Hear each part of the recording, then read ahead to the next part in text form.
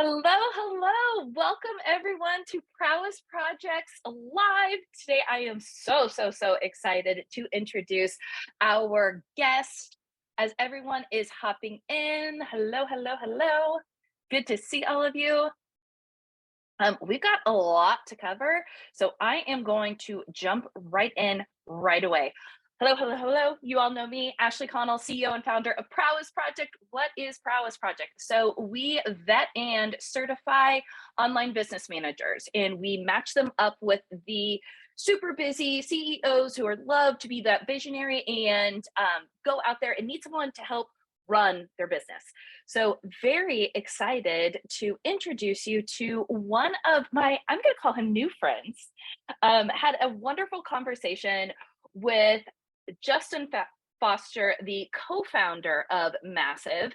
And when talking to him, what I absolutely loved was his passion about this idea of a conscious company, which I'm sure he will go well into. But the reason why I brought him on today was because as an online business manager, we talked about a lot. We've talked about what is an online business manager. We've talked about the skills you need for an online business manager. We talked about the clients that you get. We've talked about, last week we talked about the value that you can portray to prospects. So today, I want to talk about what a lot of you ask is, I want to find the right clients. I have a mission that I care about. I have values that I care about. How do I find the right clients who line up with those things? So without further ado, I would love to introduce Justin. Justin, how the heck are you? I'm the heck good. Thank you, Ashley. Thanks for having me We love on. the heck good. Yes, absolutely. We love the heck good. So perfect. Justin, can you just give us some background, a good, bad, and ugly of how you got from, I don't know, let's say school to now? Awesome. Talk to Thank you. us. Thanks for having me on. Yeah. Any chance to talk to entrepreneurs and I love the work that you're doing. I think it's so important in the world right now, and both in the way you are structuring your practice, but also the work then that your OBMs are doing out in the world to free people up to be more innovative and more creative, and all the things that why that the ROI is so obvious. There's not a lot of things these days where the ROI is so obvious, but that's one of them. So I have to say this as two tracks, because I'll give you the dramatic track first, and then I'll go with the Yes. business bio, because we're never just our work. We're never just our work. And so I grew up in a very violent home, a violent childhood, and still on a somewhat regular basis deal with complex PTSD, even though I've done an extraordinary amount of inner work on that. I was also raised in essentially a Christian cult or a church. It was very closed, very insular church. And the things about childhood trauma and being raised in that kind of environment is you don't know who you are. But I had this wild soul that got me in trouble a lot as a kid, at home, at school, I still have that wild soul. But I spent the first 40 years trying to figure out who I was, maybe 44 years trying to figure out who I was, and that led me to getting into sales. And I was a VP of sales for a couple of software companies, and then I accidentally became a branding guy and an ad agency owner, which is his own story. But the whole time I was working on that business stuff and wanting to be an entrepreneur, and I had this deeper knowing that I was here for something else. And I didn't realize what that something else was fully until I met my person, my partner and wife, Virginia Lacayo, who is an activist. And she's a Latina, she's Nicaraguan. She's been very active in the opposition movement against the authoritarian government in Nicaragua, and really brought this I'm a straight white, a non-college degree Christian American male. Not a lot of people do the inner work like that have those things as their list. But it was when she started talking to me about social issues and social consciousness, I had kind of an awakening to that. And what I realized is that all of the gifts I've received, all the gifts I have, intuition, my gift of language, being a brand poet, being the best messaging guy I know, and I say that with zero arrogance, that what all of that was for was to liberate and free entrepreneurs to actually create systemic change. And systemic change doesn't mean it has to be like big, giant social issues, like climate change or women's reproductive rights or whatever. It could be a lot of different things, but no one was coaching them. No one is coaching people through that lens of bringing everything together. And so that's why we launched Massive last year in a very soft, quiet launch in November of last year, to be a strategic advisor, mentors to these conscious leaders that have had an awakening and they want to go, as John Lewis said, go get in some good trouble. There's no one coaching. No one really coaches them on that social impact, calling, purpose, and how to integrate it into your business. And so it's very new. I have days where I'm like, what the hell am I doing? I should have just kept being a branding guy. But no, back to that wild soul that I realized that I met when I was probably 3, that wild soul within myself. This is what I'm here to do. So I'm in the right place with the right person doing the right things with the right people. And to me, that's a definition of a kind of operational bliss. Wow.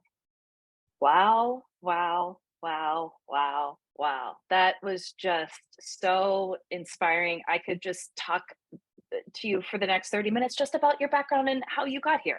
I mean, just amazing. And I love what you're doing of this place where like mission driven systemic change meets business.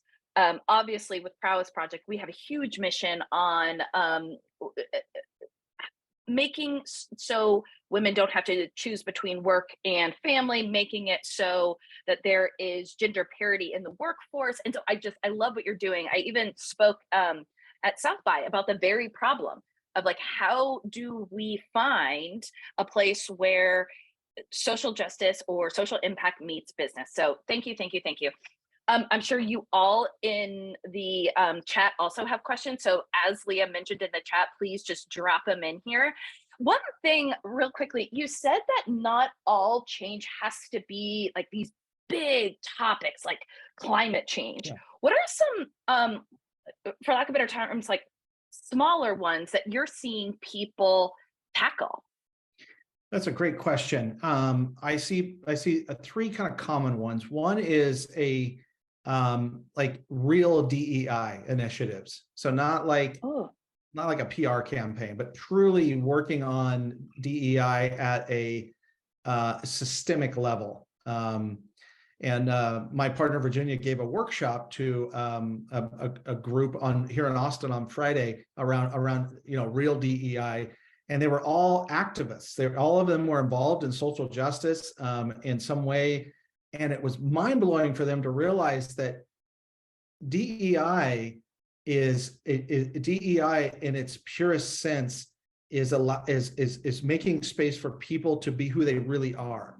It's not about quotas or labels or social labels. It's about being seen, being humanized, not tolerated, but welcomed, and where diversity is truly welcome and equity is part of it. And so within that, we see a lot of business owners, business leaders working on like much more fair and workplace practices, like the remote work people. Like I don't know if you know Sarah Hawley and what she's doing with remote work. That's all about freeing people to understand that you as a business owner, business leader, have a huge impact on people's lives. And if you can free them to, where they have maybe a special needs kid, or they're a caretaker for an older parent, or they, and you're accommodating to that, and you're liberating them. And to quote, I think Bell Hooks, love liberates. And the job of a leader is to love the people and liberate them to be autonomous. They are fully capable of autonomy if given the proper structure to be autonomous within.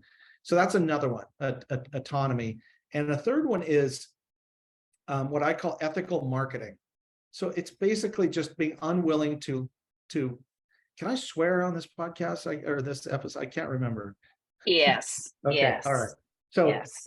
no, like basically having a no bullshit rule related to how you market yourself. And so most marketing can be kind of either cheesy or creepy or silly or smarmy. All of it's bullshit. Tell people about your soul. And that's what I'm seeing more and more business leaders doing, is they're just being truly authentic. And like, this is me. Like they're being who they are, and their organization, and they're encouraging everyone in their organizations. And that's because your brand is how other people experience what you believe. And if you are building that experience into your DEI and autonomy and the way you brand and market yourself, it's all being integrated to this beautiful footprint in the world that can't help but attract new business and attract new talent and all the yummy things that happen when you do, when you're, to use a Spanish word, when you're consequente, when your intentions, your actions, and your words are lined up. It's a beautiful thing. That's systemic change. Gandhi, I think it was Gandhi, was asked, like, somebody approached him like, I want to change the world, and he says, well, start by cleaning your bedroom. And Jordan Peterson in 12 Rules for Life has a similar reminder, is that the systemic change begins by getting your life in order. That's how Peterson put it. Mm. And that then extends to your business. Oh gosh, again, man, this love, love, love this. And if anyone who is watching wants to share just some of the causes that you care about, I feel like this, like our audience, we want to be those people where we can share, we can celebrate. And that leads me to the next question. So we obviously are helping all of our online business managers not just learn the hard skills or know how to show off their um, interpersonal skills to get the job, but being in an interview and finding a client, it's two ways. Like, you're interviewing the prospect just as much as they're interviewing you. And as you said, a lot of the times DEI or the missions or the social impact can be this marketing bullshit and not the real deal. So do you have any, I don't know, telltale signs or any advice that you can give to our audience on how can you tell, like, the imposters versus the people who really truly care deep in their soul about the mission that you Yeah, care about as well? that's a great question. And I call that woke washing. It's this idea of that, there's this appearance of it. And actually, I was going to give that talk at South by, but that was the year it got canceled because of COVID. So I never got to talk about woke washing and at South by. But anyway, the main signs are less about the company. I mean, if you're talking one-to-one, is if you've done the work, if you've done the consciousness work, the inner work, if you've worked on integrating your trauma, developing a healthy mastery and relationship with your ego, you found your soul, like all that inner work, whichever angle you want to take, that you have a gift inside of you, and it's intuition, not instinct. Instinct is mammalian and it's designed to keep us alive. Intuition is designed to direct us to opportunity and to keep us away from things that would harm us. And if you're talking to somebody and your intuition is, this is off, trust it. Trust the intuition. You don't need more evidence than that. Now, being aware that it has to be intuition, and we have biases, and so you want to have some good critical mind. This is some of the coaching that Virginia does with our clients around their having a critical mind. But if you have intuition, that's all you need to know. And if it feels right, keep going. If something's off, you don't have to you don't have to fully remove yourself, but just be aware of that. The second thing is going to be in the language that they use. And so I'm a big believer in, or a big advocate of axiology, which is the study of meaning, essentially. Axiology is the way language is used to describe things, which is a very human trait. No other creature has that ability to assign language to things. What's happened is that marketing ruins everything. That's what's happened. And we live in the too much information age, and we have this proliferation of words. Everyone's blogging and tweeting, and that's great. I do all that shit too. But originality is lacking. And so if someone's language, what they say with their words, what's on their social media, what's on their website is original and has an artistic like tonality to it, like it feels almost like poetry, then they've done the work and they are out doing good things in the world. Because if they're creative, their whole world is different than someone that hasn't accessed that sacral part of themselves, and it gets manifested in language. And so if your intuition is off and they're using the same, what I call bullshit bingo, it's all the same jargon. And you see this within our industry of, consciousness coaching and stuff. It's all kind of, it's all like what I jokingly say, white girls on Instagram language. And so originality is a great indicator of someone being rooted in their purpose and that they are actually living the things that they say they believe in. Yeah. Oh, wow. That's so true. It makes me want to go back to all of the prowess stuff that we've done and just like make sure that I'm being more intentional in all of our language, because sometimes you're just hurrying and trying to get stuff out. But yeah, that's such a great reminder. So we talked a little bit about like how you can feel if someone is a good fit and if someone is not woke washing. But are there any places that we can go or any ways that we can find pockets of potential clients who maybe care about the same systemic problems or the missions we care about? I mean, yeah, I mean, there's so many. The hashtags are your friend, especially like on LinkedIn now that they have that awesome hashtag feature related in their people's profiles. And then it's, where What is that? it's if you go to someone's profile and it says things that they're interested in or talk about, and you can click on those and you can see who else used that tag. And if you have LinkedIn Premium or you have Sales Navigator, you can reach out to them.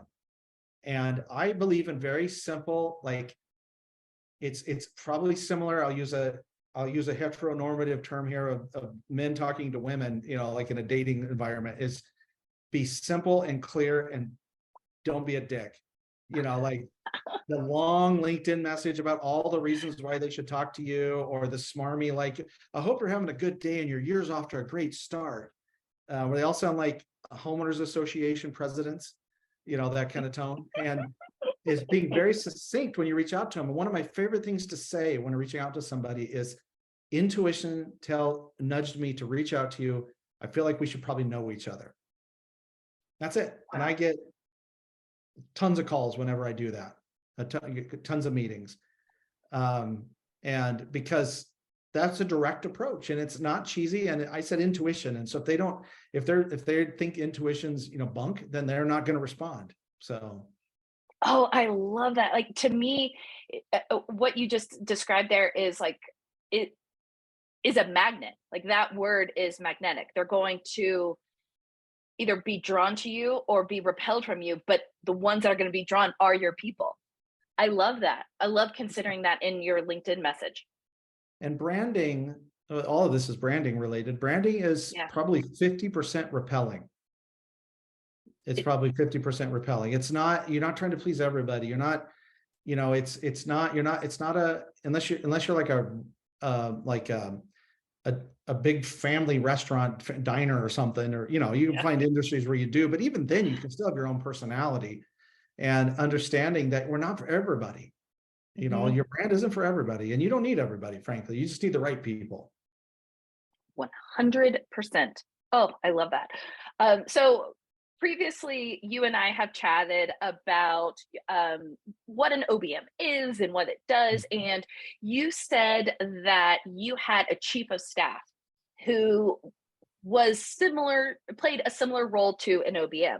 So can you tell us about just about her, what she did, what she contributed to your business? Yeah, absolutely. Yeah, so I used to be the co-owner, co-founder of a brand strategy company called Root and River, and Emily and I worked together, my business partner, my former business partner, for 8 years, and I exited that last fall. And Kat was our chief of staff, and Kat was a she was sort of like a combination of like a shock therapy and like that like weighted blanket. Like, so she knew, I mean, so she was we sometimes called her the chief of space, because her job was to protect our space. And so we had, for example, a burnout protocol that she could say, just like concussion protocol in football, where she could say, hey, I noticed these things. I think you need to take a day off, or I think you need to go out and, spend the day in the mountains or something. And so she had this beautiful blend of like love and aggression. And she knew how to, because Emily and I were very different personalities, and she knew, like with me, to be very direct. Don't be obtuse, don't be abstract. With Emily, she was more gentle in her approach about how to talk with her.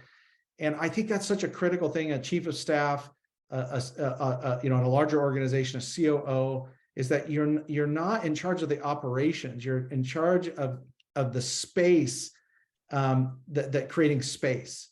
And operations is just one of the aspects of that. But you're in the people business, not in the systems business. And it really could almost be called an online people manager instead of an online business manager, because yes, there's things that need to get done in the business, but I think that was the thing that Kat did. Is, I don't know exponentially how many hours she saved, but I'll tell you this: we went through highs and lows. We had months where, like, holy shit, I don't know how we're going to pay anybody. We always paid her first.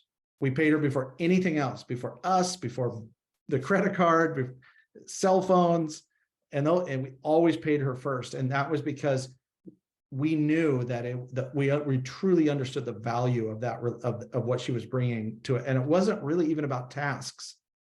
I always encourage people, don't brand yourself around what you know how to do, brand yourself around who you are. What you know how to do is a commodity. Who you are, there's only one of you, especially if you've done the work and you know who you are.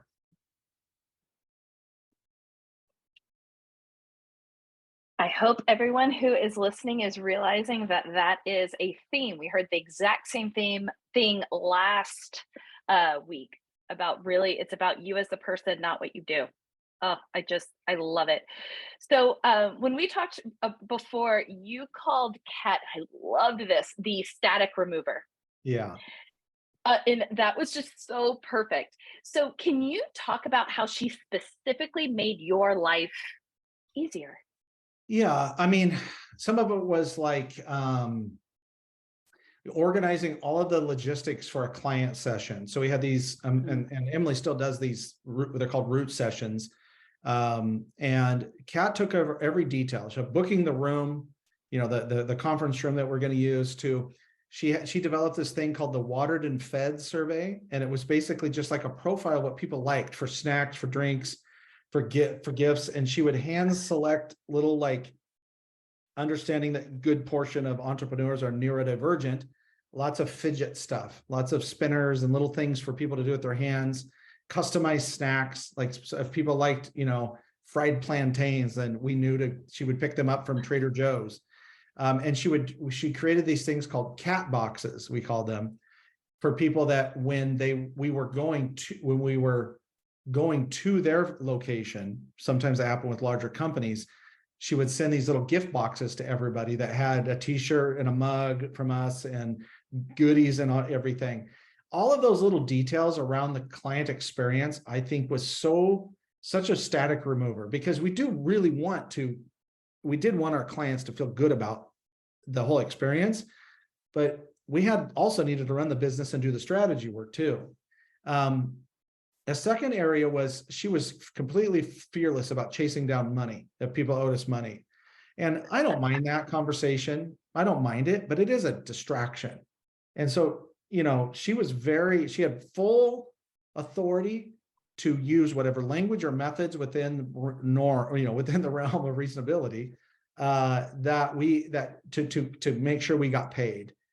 And then the third thing she would do is, and this was something that I first heard through a great book called Make the Noise Go Away by Larry Linney. It's about having an effective number two. Everyone should read that book, Make the Noise Go Away. It's a fable, it's a business fable. But what Kat would ask us is, in our team meetings every week, and sometimes even just randomly text and say, ask or put in Slack, what can I help you with? What can I take off your plate? So instead of waiting for orders, she put herself in a position to serve, to support us. And that was so profound. It was an act of love, really, because it was a way to be like, oh, thank you. Yes, I was wondering, I don't have time to do this. Could you take care of it? I used to say really what Kat sold was oxygen. She just went, oh, I can breathe again, Canceled oxygen. Oh, fantastic. And Amitha says it sounds like you gave her a lot of freedom in her job, which can be great when you have someone perceptive and effective. Yes. Yeah. And that's why you got to do assessments. You got to, whether it's Enneagram or DISC, you got to figure out who they are. You got to ask in the screening. Is screening somebody. It's all about vibe, because if they vibe, they'll figure the rest out. Yeah, I mean, yes, if you want them to, do invoicing, they need to know how to use QuickBooks and stuff. Sure, there's some technical aspect of it, but I think that technical skill is highly overrated, and the way you can vibe with somebody, and like get them to see if you can make them laugh, see what gives them a sense of humor, ask them what they do when they're in a bad mood. Like get to know how they respond under pressure and see how you vibe. Like if I could do this, I like take them on a 1-hour road trip with no sleep, or a 4-hour road trip with no sleep the night before. I'll go grocery shopping with like a crying baby, and those type of things. That's how somebody can handle their shit when you're actually doing things. This is why you doing this with women and probably lots of moms is like a mom is the ultimate entrepreneur. You talk about multi-dimensional multitasking, the order, and it's like a dance. So you bring that same energy, and Kat she went back to teaching now. She's a 6th grade teacher, but she was her career was as a teacher. And I think this is one of the great values that what you're doing with Prowess is that you don't want to market it necessarily as you're bringing sort of this someone to mother you through your business. It's not that, but it is that mom energy. I will tell you that, of like, it's who's asked to kick, to quote Jimmy Johnson, the former Cowboys coach, who's asked to kick, who's asked to pat, and who's asked not to touch.